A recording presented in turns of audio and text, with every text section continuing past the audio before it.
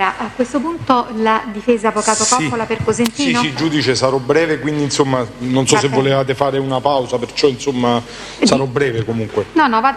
se lei è breve vada avanti. No, è breve perché anche ho fatto una memoria scritta, chiaramente ripercorrerò brevemente le fasi che ci riguardano dell'istruttoria dibattimentale. Volge al termine una vicenda che riguarda il mio assistito Cosentino Alessandro, che è una vicenda, giudice, in cui mi trovo, devo dire la verità, mi riferisco al Tribunale, con grande difficoltà nella veste di difensore, perché forse, avendo conosciuto quelle che sono le vicende personali del mio assistito, avrei potuto più che altro essere testimone, come teste a difesa del Cosentino stesso. Ma venendo alla questione di merito e a quello che ci riguarda, dico che la vicenda che riguarda il Cosentino, come ben saprà il Tribunale, risponde di reati che vanno dal 27 al 31 della rubrica indicata dal Pubblico Ministero, ossia del reimpiego di capitali di provenienza illecita, più una serie di trasferimenti di beni per gli amministratori, per i cosiddetti amministratori, che vanno dal capo 28 al capo 31, che sono i vari cambi di amministratori della società ITB che si sono susseguiti nel tempo. La vicenda, insomma, che ci riguarda, come ben sapete, inizia con una richiesta di applicazione della misura cautelare della custodia intramuraria per quanto riguarda il Cosentino, che veniva parzialmente accolta dal GIP con l'applicazione degli arresti domiciliari col presidio del braccialetto elettronico. Successivamente il Tribunale della Libertà ha dato, a mio avviso, almeno un primo colpo a questa indagine, a quella che è soprattutto la parte che riguarda i capi di imputazione che ci riguardano, perché non entrerò nello specifico delle altre imputazioni, ovviamente aggravato, ho dimenticato quando parlavo dei capi di imputazione contestati sempre in relazione con l'aggravante di cui al 416. Il riesame ha dato il primo colpo a quella che è un'indagine, a mio avviso, lacunosa e soprattutto contraddittoria in virtù di emergenze che sono nate in corso d'opera, che il Tribunale ne ha conoscenza, quale il compendio probatorio di Napoli, che onestamente anche dopo l'avviso di conclusione indagini e l'interrogatorio del Cosentino non vi è traccia nella prosecuzione delle indagini, ossia non è stato acquisito tutto quel bagaglio di intercettazioni, di dichiarazioni che potevano essere utili a una ricostruzione completa del fatto, quasi come se il 358 del codice di rito fosse un orpello, fosse messo lì a caso ma non potesse essere utilizzato. No, doveva essere utilizzato. E il riesame ce lo aveva indicato, perché il riesame aveva delineato in maniera chiara, precisa, il quadro entro il quale bisognava approfondire la questione, che meritava un approfondimento, questo è chiaro, ma meritava un approfondimento solo ed esclusivamente da una data ben precisa, perché prima di quella data per il Tribunale del riesame non vi poteva essere nulla, perché vi si parlava di un incontro, e poi lo chiariremo, vi si parlava di un incontro con Vincenzo Senese, che prima di quella data non vi era la possibilità di configurare il reato specifico. E invece no, l'imputazione è stata riproposta come uno schema, come un quadro, e non si è vista la parete che c'era all'interno di quel quadro, come se le intercettazioni di Napoli non esistessero, come se quel processo non esistesse. Non funziona così. La vicenda storica va inquadrata, il dato è oggettivo, c'è stato un flusso di denaro e questo è innegabile, ma vi era una vicenda complessa che andava analizzata nella sua interezza, non poteva essere circoscritta a quelle convinzioni che schematicamente erano iniziali, e non poteva finire in quel modo. E la strada, ripeto e ribadisco, ce l'aveva tracciata il Tribunale della Libertà con un'ordinanza che in maniera chiara aveva circoscritto il capo di imputazione, quale doveva essere, e soprattutto chiaramente non era vincolante, quindi è giusto riproporla, ma avrebbe meritato quantomeno un approfondimento. Ma venendo alla questione concreta e a quello che poi ci riguarda, che è stata l'istruttoria dibattimentale, Presidente, Tribunale, l'istruttoria dibattimentale ha chiarito, con l'unico test, io invito il Tribunale, che sicuramente l'ha fatto, io devo dire la verità, ovviamente non lo faccio per motivi di piaggeria, ma il Tribunale ha sempre, ho riletto i verbali stenotipici, ho visto che il Tribunale ha sempre fatto delle domande che io da difensore avrei fatto al test di PG il maresciallo Recchio,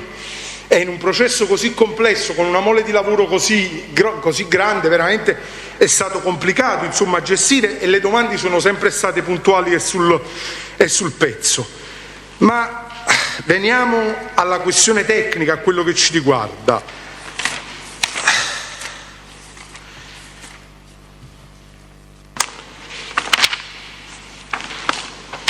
L'istruttoria dibattimentale, per quanto riguarda i capi di imputazione che ci riguardano, ha soprattutto, il riferimento a un verbale stenotipico particolare, che è quello dell'udienza del 12 febbraio, quando il maresciallo Orecchio, da pagina 56-82 di quel verbale, ripercorre tutta quella che è la storia, la vicenda della ITB e soprattutto dei ruoli delle singole persone, dei singoli soggetti all'interno di questa società. La prima cosa che voglio lumeggiare, che chiaramente non per scaricare le responsabilità, però il maresciallo Orecchio, quando parla, perché ha fatto le indagini in maniera approfondita per 4 anni, parla sempre ed esclusivamente di rapporti che riguardano il D'Alessandro col Vestiti e Sorrentino. La figura di Cosentino, come potrete vedere, non emerge proprio. Emerge in maniera marginale, solo dopo. Quando emerge la figura del Cosentino? Mi rivolgo al Tribunale. Emerge quando, a fronte di questi prestiti di 750.000 euro fino a luglio del all'estate del 2017, la restituzione del denaro comincia a rallentare. Questi prestiti con gli annessi interessi, che poi dimostrerà Napoli se sono usurari o meno, cominciano a rallentare, ossia il D'Alessandro comincia a non avere la forza di restituire soldi agli imprenditori Vestiti e Sorrentino. E ad un certo punto emerge, e questo lo possiamo collocare temporalmente in maniera precisa, perché fortunatamente le intercettazioni ci danno un quadro preciso, nell'ottobre del 2017, quando una telefonata che viene fatta dal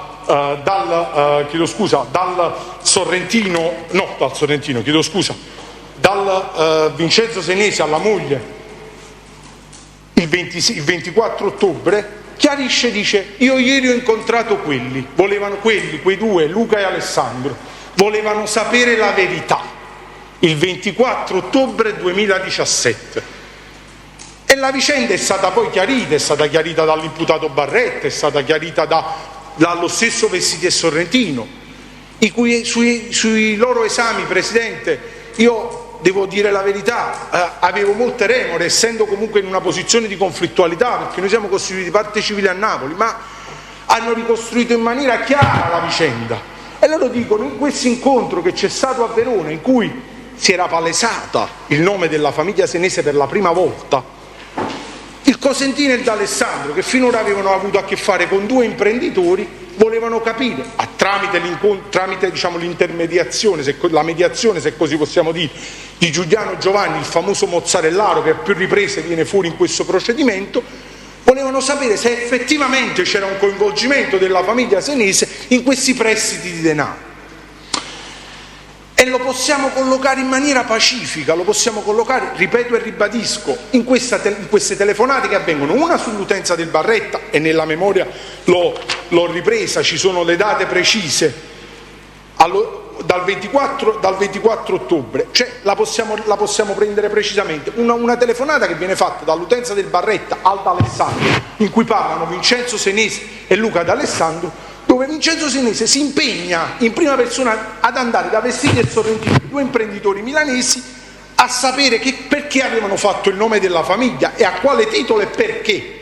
Ma l'atteggiamento di Vincenzo Senese non è mai stato un atteggiamento di una persona che effettivamente, aveva un interesse specifico nella vicenda, perché perdonatemi, io lo dico in maniera chiara per un discorso logico,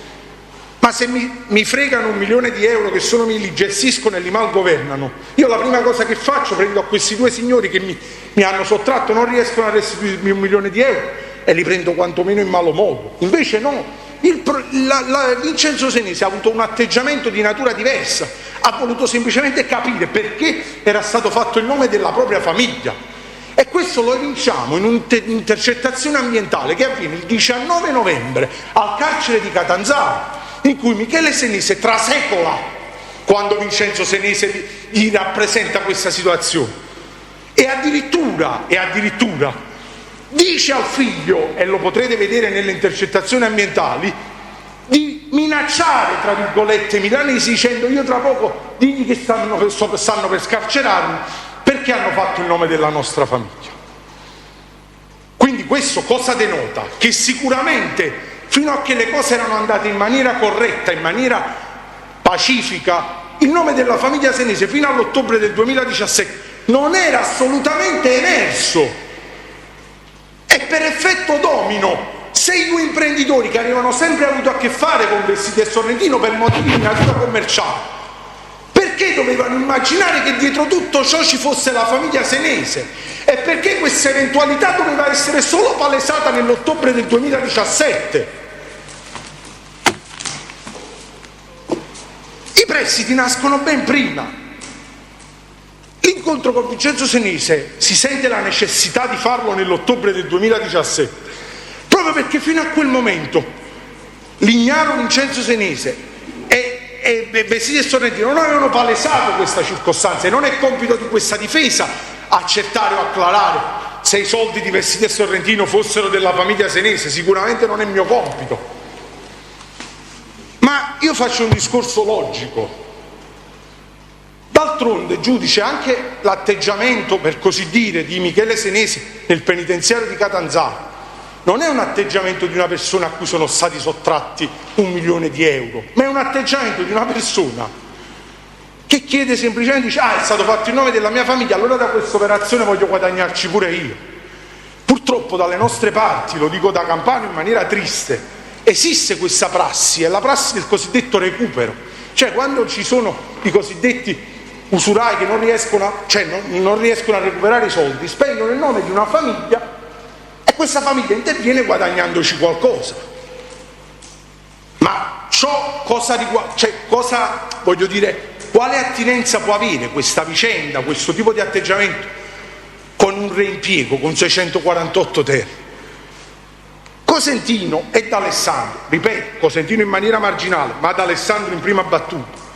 conoscono Vestiti e Sorrentino come due imprenditori con cui hanno fatto affari e ce l'ha chiarito Scarciello. Tra l'altro il pubblico ministero non è che ci ha detto, io lo dico per un fatto proprio oggettivo, il 648 ter non richiede una formulazione specifica di quale sia il reato presupposto. Invece in questo caso è stato delineato un labirinto presso il quale il tribunale sicuramente dovrà indicare se c'è correlazione tra quei reati che vengono indicati nel capo di imputazione e lo stesso. E noi invece abbiamo la prova provata che è il contrario, cioè ossia che l'intervento della famiglia Senese nella vicenda Cosentino e D'Alessandro, il nome viene fuori nell'ottobre del 2017, quando gran parte di questo prestito complessivo di 1 milione, ma vengono dati 750.000 euro, già era stato dato, già era stato versato. E lo dicono gli stessi Vestiti e Sorrentino, e lo dice anche il maresciallo Orecchio, che è stato puntualissimo. Dice: no, effettivamente l'incontro intercettato al carcere di Catanzaro, le cose avvengono per una lentezza nella restituzione del denaro. E che significa? Cioè, voglio capire l'incompatibilità tra il reimpiego e la restituzione. Io ora impiego, restituisco, non posso reimpiegare e restituire. Cioè, credo che sia un fatto logico, ma non lo dico perché voglio fare l'avvocato difensore del mio assistito,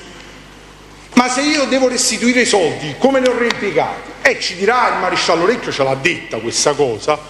che in parte erano stati dati ad alcune società loro, ma tra l'altro ci ha chiarito anche un'altra vicenda, che però non erano stati fatti nessun accertamento sui conti correnti della ITB per capire che se quei soldi arrivati sui conti correnti erano soli, i soldi sono un bene fungibile, voglio dire, possono essere cioè, come facciamo a dire che proprio quei soldi erano andati alla Nazionale, alla Gioia, cioè alle 2 o 3 società che loro indicano quali società che avrebbero effettuato il reimpiego? Cioè non c'è stato fatto questo accertamento, erano dei conti correnti dove c'erano altre somme economiche da girare. Ma ripeto e ribadisco, per quanto riguarda la data del 24 ottobre, che per me è lo spartiacque di questo procedimento, prima di quell'incontro che viene acclarato all'interno del capannone del Barretta,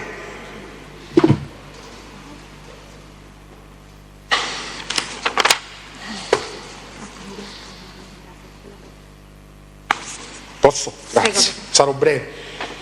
Prima di quell'incontro chiaramente manca l'elemento soggettivo, perché non c'era la consapevolezza di un coinvolgimento di un gruppo che poi verrà chiarito se è criminale o meno, questo non mi riguarda, ma non c'era il coinvolgimento di un soggetto terzo. Loro si erano fatti fare dei prestiti attraverso le società di Leone con degli interessi, con la restituzione, e chiaramente Leone e Vessiti e Sorrentino avevano la cosiddetta cresta, tant'è che poi veniamo agli ultimi 250.000 euro, perché gli ultimi 250.000 euro avvengono effettivamente, come ci dice il Tribunale della Libertà, erano gli unici che dovevano essere attenzionati e lumeggiati, ed effettivamente questi vengono erogati in due soluzioni, una di 100.000 euro dalla Sofilige e l'altra di 150.000 euro per un bonifico fatto da Daniel Favre. Ma attenzione, noi non vogliamo scaricarci di responsabilità, però stiamo facendo il processo penale, abbiamo fatto un'istruttoria dibattimentale, è emerso un dato, e devo dire la verità, qui ci è venuto incontro il collega, l'avvocato di Leone, la difesa di Leone. La difesa di Leone ha prodotto una mail in cui emerge chiaramente che il denaro chiesto, gli ulteriori 250.000 euro, e lo dice lo stesso D'Alessandro nella memoria, sono frutto di un rapporto personale, di una richiesta personale che fa il D'Alessandro a Leone Tonino in Svizzera. D'Alessandro, capendo che Vessiti e Sorrentino dietro questi prestiti ricevono interessi mensili, ricevono dei soldi mensili e fanno la cosiddetta cresta, si rivolge direttamente alla fonte conoscendola, e c'è una mail che lo prova. Questa evidenza emerge anche, giudice, io invito il Tribunale, che sicuramente lo farà, a guardare l'esame imputato di Vessiti Giancarlo. Vessiti Giancarlo, lo ricordo solo a me stesso, è un soggetto per il quale il mio assistito si è costituito parte civile nel processo di Napoli, e Vessiti Giancarlo dice, su sollecitazione anche del Tribunale, dice: ha lasciato il moccolo in mano ad Alessandro, è andato da solo sopra, indicando da Leone. Voglio trovare la parte. So che è andato su da Leone e si è fatto dare altri 300.000 euro, pagina 72 del verbale stenotipico dell'udienza del 25 giugno. Mi conferma che questo è avvenuto nell'autunno del 2017, dice Vessiti, non mi ricordo bene il periodo, ma sicuramente tra novembre e dicembre 2017. Ci troviamo con le date perché sono proprio i bonifici, avvengono tra il novembre e il dicembre 2017. Quindi Leone, alle spalle di Cosentino, alle spalle di Vessiti, alle spalle di Sorrentino, va da Leone e si fa fare l'ennesimo prestito di 250.000 euro. Cosa accade poi nella vicenda, insomma, che è emersa in maniera chiara? Che a un certo punto le richieste di denaro diventavano sempre più pressanti da parte dei due imprenditori milanesi, tant'è che Cosentino e D'Alessandro mettono a disposizione i loro immobili, e questo ce l'è venuto a dire sia il commercialista Ciro Scarcelli, ma ce lo sono venuti a dire anche gli amministratori della Silver Square, nonché Vessiti e Sorrentino, ci hanno rappresentato la questione in maniera chiara. Quindi era tutto un continuo voler prendere tempo su una vicenda, diciamo, economica che diventava sempre più pressante, sempre più pregnante. Allora a questo punto cosa accade? Accade che si scoprono le carte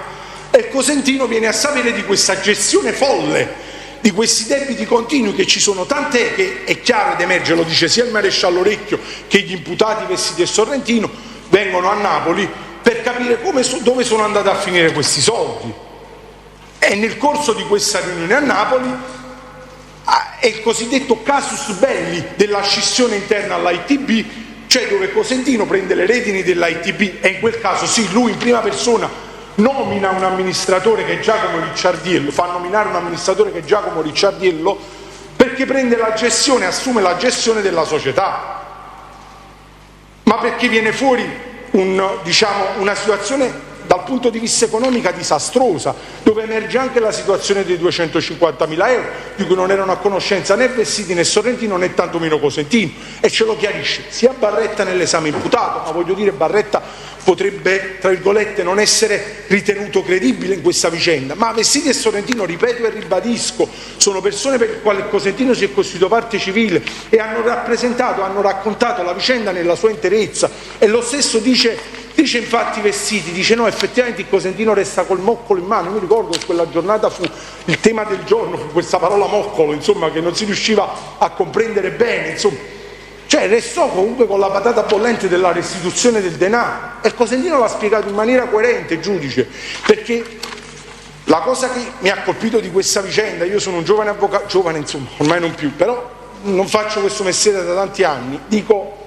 Cosentino dal primo momento, alla fase dell'interrogatorio di garanzia per rogatoria innanzi alla dottoressa De Palma a Napoli, ha dato una versione. Questa versione, devo dire la verità, per ovviamente molti avvocati poi nel corso del tempo si scoprono che la verità non è proprio come la raccontano i propri assistiti, invece in questo caso l'istruttoria dibattimentale, gli esami, tutta l'istruttoria dibattimentale, tutta la vicenda procedimentale ha dimostrato che quella versione data in quella sede l'8 e 9 luglio del 2020 era esattamente quello che noi abbiamo rappresentato dal primo giorno, ossia che ci sono arrivati questi soldi, che loro hanno provato in maniera affannosa a restituirli, soprattutto con degli interessi, perché poi non ci dimentichiamo, i testi della difesa lo hanno chiarito, cioè molti hanno assistito a delle dazioni di denaro mensili, lo dice Achille Silva, lo dice la Veronica Maglione, mensili, delle dazioni di denaro mensili al signor Sorrentino, che nulla avevano a che fare con quello che era il prestito legale, se così possiamo dire, contemplato dal contratto di prestito e la restituzione. Quindi quella somma di 250.000 euro, che poi non è tale perché la signora Maglione ha prodotto al Tribunale dei bonifici, insomma la cifra restituita è molto più ampia, ma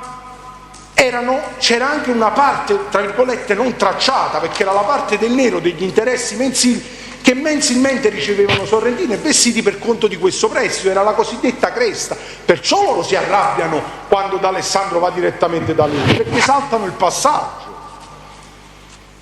E, Presidente, mi appresso alle conclusioni. Importante è capire pure un'altra vicenda che vorrei analizzare, è il fatto perché sia Cosentino che D'Alessandro non sono mai stati oggetto di intercettazioni, e questo è un dato che noi siamo stati intercettati, abbiamo dei pezzi di intercettazione perché vengono intercettati Vestiti e Sorrentino o altri soggetti, e quindi rientriamo di striscio, perché un'attività di intercettazione avrebbe sicuramente chiarito il quadro di vessazioni, di restituzioni che c'è stato nei confronti dei due sfortunati o incapaci imprenditori. Fortunatamente abbiamo un SMS che a mio avviso è significativo, questo SMS del 20 febbraio 2018, RIT 5003-2017, in cui il Cosentino scrive a Sorrentino: sii più riflessivo, così facendo con la pressione sulla testa non mi fai mettere a posto niente bene, sto cercando di salvare il TB perché oggi è l'unica garanzia per un patto assicurativo che avete di certo, non posso in 72 ore gonfiare il pallone per tutti i problemi che ci sono, sto cercando di fare l'impossibile, solo programmando riusciamo ad arrivare all'obiettivo, poi tranquillo, fate voi, chi mi mette piedi avanti, figurati, adesso sto andando al commercialista a cambiare l'amministratore. E questo è un SMS di un soggetto che riimpiega capitali di provenienza illecita, o è un SMS di un soggetto che è vessato per la restituzione di denaro? Io non ne faccio una questione di diritto, io ne faccio una questione di logica. E avvocato, il RIT 5003/17 progressivo?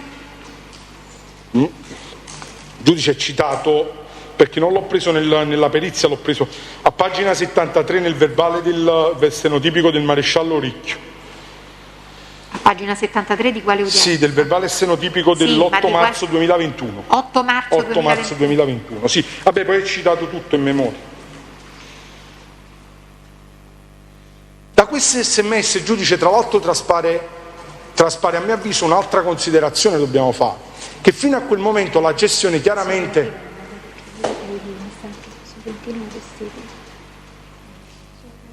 A Sorrentino? Sorrentino a Cosentino, Cosentino a Sorrentino invia questo Sorrentino. messaggio. Prego, avvocato. No, da questo sms traspare a mio avviso anche un'altra circostanza, che fino a quel momento il rapporto diretto che c'era con Vestiti e Sorrentino era chiaramente del D'Alessandro, ce lo dice il maresciallo Ricchio nelle varie deposizioni che ha fatto, ma da quel momento avviene l'impossessamento, chiamiamolo così, cioè la gestione diretta del Cosentino. Il Cosentino da quel momento è responsabile di questa vicenda, è responsabile perché forse per la prima volta, tra virgolette, spiega i motivi per il quale non può fare direttamente l'amministratore e nomina, tra virgolette, un suo amico che lavora con lui in azienda come amministratore di questa società. Bene, Cosentino resta con la ITB l'unica fonte, se così possiamo dire, l'unica garanzia per la restituzione dei soldi. Ce lo vengono a dire Vestiti e Sorrentino, che parlano sempre di restituzione dei soldi. Giudice, tra l'altro,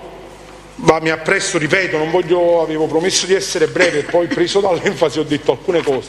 Chiaramente all'attenzione del Tribunale ci sarà sicuramente anche l'ordinanza napoletana con le intercettazioni che ci danno un quadro più chiaro rispetto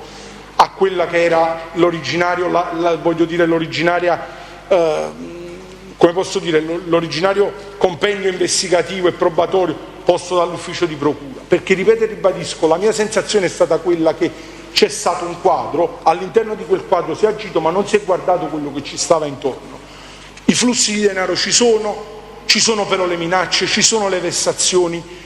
ci sono prove della restituzione del denaro, ci sono prove tangibili sia dal punto di vista bancario che dal punto di vista manuale, nel senso che comunque ci sono state delle dazioni di denaro chiarite dai testi della difesa al signor Sorrentino. Poi ripeto, non è mio compito e sicuramente nemmeno compito di questo Tribunale, che già preso da altre vicende, chiarire se è stato un prestito usurario o meno, lo chiarirà un'altra autorità giudiziaria. Ma quello che mi costa e devo sicuramente battermi affinché questa verità venga fuori, che non c'è stato nessun reimpiego di capitale illecito, o quantomeno se c'è stata una dazione di denaro di provenienza illecita, il Cosentino non ne era a conoscenza. E va da sé che per effetto domino, perché noi parliamo comunque anche per l'esclusione dell'aggravante, l'aggravante chiaramente ha natura soggettiva, ce lo chiarisce l'orientamento della Suprema Corte del 2020, ma se il Cosentino non era a conoscenza che erano di provenienza illecita o comunque della famiglia senese, chiaramente non era a conoscenza della provenienza illecita tout court. Non può essere contestato un 648 ter senza aggravante, perché è chiaro che lui si rivolgeva a due imprenditori del settore dell'abbigliamento e non poteva mai immaginare che la dazione di denaro fosse di provenienza illecita. E tra l'altro giova ribadire, lo dirò fino alla noia, non riesco a comprendere quale reimpiego c'è se questi soldi io li devo restituire. E poi un'altra questione, giudice, il mancato accertamento che Orecchio, lo dice il maresciallo Orecchio in maniera chiara e la palestiana, ha fatto sui conti correnti della ITB, cioè non è stato chiarito se quei soldi effettivamente arrivati sui conti della ITB fossero i soldi delle società o se c'erano altre disponibilità economiche. Quindi mi appresso anche alle conclusioni, anche per quanto riguarda i reati che vanno da 28 a 31. Al di là di quello che è la pronuncia del Tribunale della Libertà, giudice, quello è un reato che viene contestato solo ed è perché è funzionale al reimpiego e al riciclaggio, al 648 bis e al 648 ter, altrimenti diventa una prassi commerciale, qualsiasi, quella di nominare un amministratore che magari di fatto non è l'amministratore della società, ma avviene solo per favorire, cioè costituisce reato, assume fattispecie penali solo ed esclusivamente se la stessa condotta è dettata per favorire i reati di cui al 648 bis 648 ter. Quindi, giudice, come si dice, bisogna essere colpevoli al di là di ogni ragionevole dubbio. Io credo che il Cosentino sia innocente al di là di ogni ragionevole dubbio, ci siano tutti gli elementi per mandare il Cosentino assolto con la formula più ampia, e credo che al di là, io non faccio subordinate, invito soltanto il Tribunale, qualora voglia prendere decisioni diverse, a tener presente l'atteggiamento coerente che poi ha avuto delle risultanze con l'istruttoria dibattimentale, che avviene sin dalla prima fase, alla fase dell'interrogatorio di garanzia. Deposito appunto memoria scritta e ringrazio e chiedo scusa per il tempo sottratto.